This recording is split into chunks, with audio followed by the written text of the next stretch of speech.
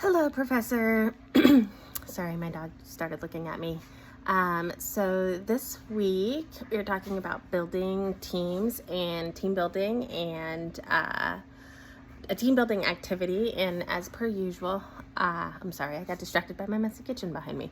Per usual, I'm going to be referencing education and teachers specifically. What do you do when the motivation is low with teachers and there's poor team performance?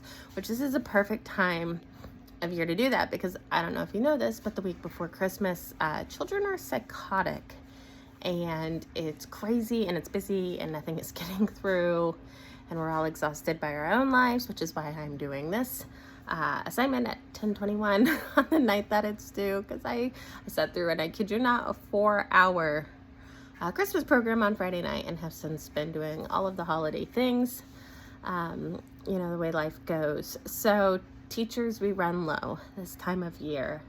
And as you've heard and read, and because I've been doing real life issues in my papers, is we are struggling with a new leader this is her first year in administration, and morale is just low. So a couple of notes of things that I'm doing. I realized I have a couple of options. I can be angry and look for another job, or I can use this as an opportunity to recognize, one, she is in her first year and she's never been married and she's never had children, she's never had relationships, which is where I learned a huge amount of communication skills. So perhaps this is the moment where God has placed me in her life to gently help her learn some of those communication skills, because it's struggling across the board and she's going to lose staff as well as parents. And I love the Lord and she loves the Lord, and I love children and she loves children. So maybe we are putting each other's lives to gently help each other get to better places. So that's what I'm going with.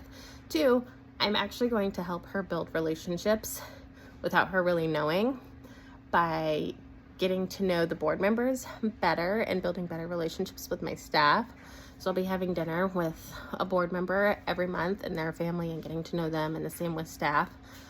So whether she's doing it or not, I can help build the morale around them to stay focused on the goal of Strong Roots. And it's not an opportunity to talk about anyone, but just about what's going on with Strong Roots and really getting to know people and make them feel valued, because a lot of times she as an administrator does not do that. For this assignment, an excellent team building experience that I would do with the staff is to help them plan out, kind of like help map the direction we want to see our Christian school go in the future and what they would like to see. And each team, like put them in teams, and each teacher be able to contribute to what they think would be best for the future. As from an administrative perspective and a leadership perspective, you're getting a lot of feedback on where your staff is at, where they're feeling, kind of filling them out. And two, teachers, man, we love to plan and we love to control. So allowing them to have an opportunity to plan out and feel like they're inputting and that they have some control in the direction of a school that's growing crazy fast and just experiencing a lot of growing pains.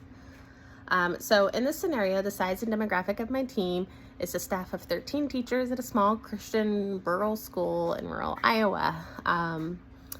This is a mixture of a new team and a seasoned team. So half of our teachers have worked together for like 20 years at a different school. That actually, our school was birthed out of a massive conflict and split at an old school. So that's always hard.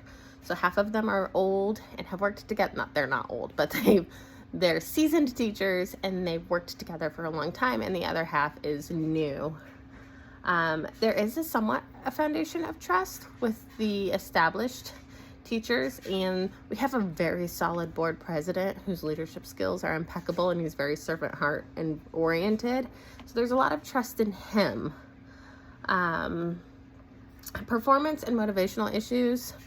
I've noticed with teachers, if you can get them to focus on the long term of what's best for the student and the school growing, it really motivates them in the day-to-day. Like, it's really hard when your kids aren't doing crap and you want to go home. But when you think like long term, what does our portrait of a graduate look like? What are we going to be working towards? What are the goals of the school? It really motivates you in the day-to-day. That's actually really what speaks to you as a teacher. Um, how do you make the exercise valuable and worth the team's time? I think anytime you're like building to build a foundation for something, that's obviously like worth the time. But you also, I mean, you got to make it fun. Bring food, have it very laid back. Allow them to wear sweatpants. You would be surprised how far that goes. And how does the outcome of the activity contribute to the health of the greater group of the organization? Obviously, it helps establish the foundation of the direction of where we want to go as a school. It helps administration get an eye for what their staff is thinking and what their staff's heart are. And I guarantee you some conflicts will come up out of this, which, as we've learned, is good. Maybe it's a safe place to talk about those of like, oh, I have concerns with this and I didn't like this. And moving forward, could we change how we do this? So I think overall, like my team building exercise would just be helping teachers get together creatively, enjoy time together, eat, fellowship, and help contribute to the dream of the school. So that's my idea. Thanks. Bye.